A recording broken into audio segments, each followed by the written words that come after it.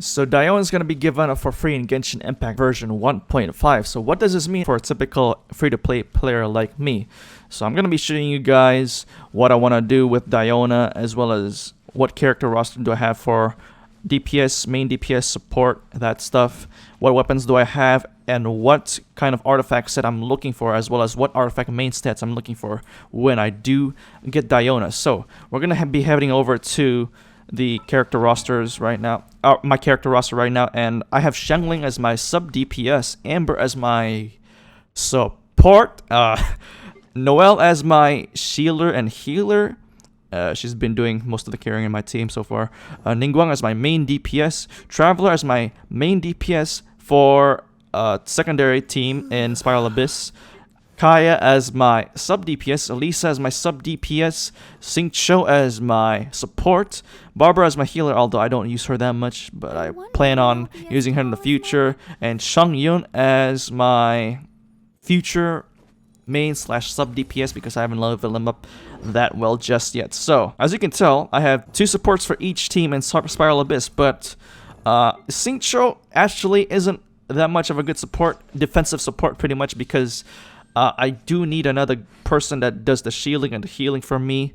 Traveler doesn't cut it because he doesn't generate enough shields as much as Ningguang does or Noelle does. So Diona is going to be a welcome addition to my team. So if I go over here in the character archive, I open up the character archive over here, and if I look at the details, if I look at her talents, she's going to have the typical normal attack style of type of bow user. Icy Paws, which deals cryo damage to opponents, and it generates a shield depending on how many of these projectiles hit. So it also makes a shield that's based on Diona's max HP. So I'm already looking at a max HP for her Sans artifact.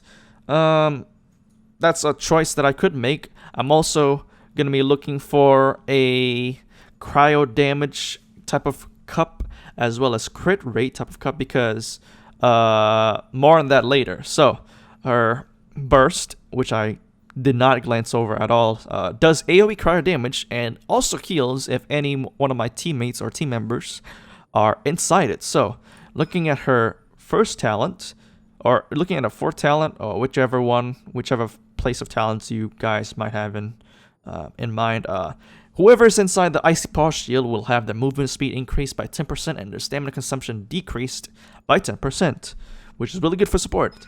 Drunkard's Farce, whichever enemy is inside the cryo damage radius for her ult, is gonna suffer a 10% decrease in their attack, which is gonna boost our teammates' survivability. And complementary bar food is the same as Barbara's, pretty much.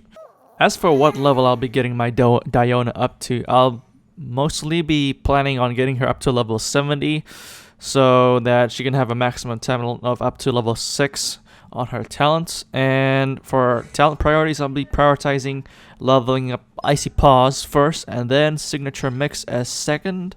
I won't be leveling up her normal attack at all because I won't be expecting her to deal much damage as possible with her normal attack, pretty much. So why max HP or energy regen, cryo damage plus, and crit rate plus? So looking at my weapons right now, if I go over to my weapons, I already have the Windbloom Ode, which is a quite underwhelming bow, but still usable. And I have the Favonius Orbo, who's on Amber right now. I have the Rust, but I have not leveled it up. So if Diona is going to enter on my roster, she's going to be my second ever archer and my 3rd ever cryo character in my list of characters so far. So a second bow user is indeed welcome, because I have 2 bows for her, and then one of them's unused. So Amber's holding the Favonius Warbo right now, and what I do have in mind for Amber is I'm gonna switch her over to the Windbloom Ode and have Diona hold the Favonius Warbo, because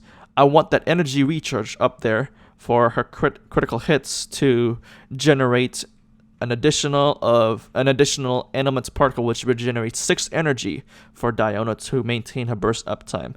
So that's why I want her crit rate, because instead of crit damage, because I don't have any other crit damage bow out there. I'm not going to use her as a damage dealer. I'm only going to use her purely for support. And having crit rate for her mask is going to proc this effect a lot more on the Favonius warbow, which is very, very, very, very good. So for artifacts, I'm currently looking for a Noblesse Oblige 4-piece set on her. The 2-piece for Noblesse Oblige does plus 20% elements burst for her ultimate, and the 4-piece does let me see here, increases all party members' attack for 20%, and I already have the setup for her. Nobody's using it right now, so that's gonna be perfect. Possibly this Noblesse Oblige flower is gonna be good for her if that crit rate stat gets built up like crazy. Her stance is gonna be either max HP or elemental recharge, because max HP, if I do get a max HP stance, I'm gonna have more damage absorption from a shield. Or if I do energy recharge, I'm gonna have her burst uptime up there for her to do the healing much more frequently. And like I said, for Noblesse Oblige mask or any other mask out there, I need quick rate as, and then a cup. I do have the cup right now, but it's not this one. It's this one. Yeah, I do have the cup right now, but hopefully this crit rate stat, or hopefully I get more rolls in the crit rate stat, or I get another roll in the crit damage stat right here, or energy recharge. Either one of those three would be nice for her.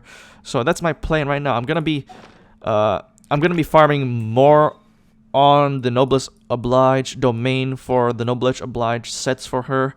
And yeah, that's going to be my plan for Diona whenever she gets added in my roster. So, guys, hopefully you guys got something out of this, especially for a typical F2 free-to-play player out there that wants to know other F2P players' opinions of what to do when Diona gets added in their roster. I'll see you guys whenever I have Diona added in my party in version 1.5.